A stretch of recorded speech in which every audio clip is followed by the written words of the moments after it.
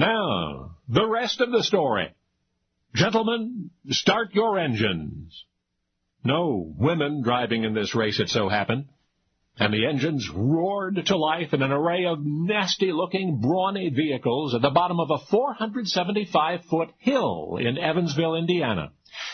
For sport? Oh, there was more to it than that. One after another war in the desert has refocused us these days on machinery well suited to it. And though the contest you're about to revisit was a civilian operation, our Defense Department is much interested in which vehicle is most powerful and has the best endurance and climbs the farthest and fastest. Now, as you might imagine, one of the vehicles in this race, we'll call it, was a Humvee, specifically an H2 Hummer. Now, that baby's cranking out 316 horsepower, but there's more to it than that. It's got a torque-to-weight ratio of 0.056, which means its engine is producing a whole lot of torque in foot-pounds compared to its curb weight. And the signal, and they're off.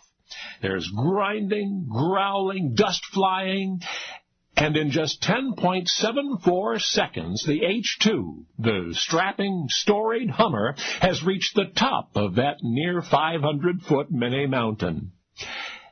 However, there is another vehicle on top of that hill to greet it.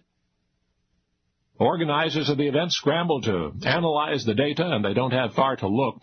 The torque-weight ratio of the winner, oh my goodness, it's 0.075. Of course, the driver of the H2 is out of the vehicle now, and he's standing there shaking his head, saying that comparing his Hummer to another all-terrain vehicle, military or otherwise, is like comparing an airplane to a mule. But Gary Lefevre, driver of the winning machinery, knew all along that he'd win. The vehicle he represented has been quietly performing astounding feats of strength and endurance for years. Other drivers have taken her up the Rocky Mountains. And not long ago, one of them, a hard-as-nails Texan named Ben Hardiman, drove that thing from Bryan, Texas, all the way into the Arctic Circle. 12,000 miles of, you can just imagine some of the terrain.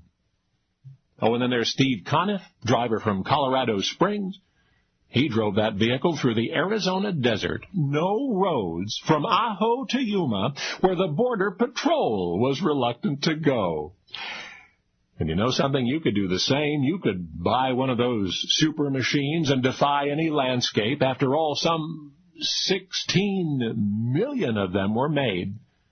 And about 250,000 of them are still around, and at least 60,000 are ready to drive. So, want to beat the neighbor's Humvee?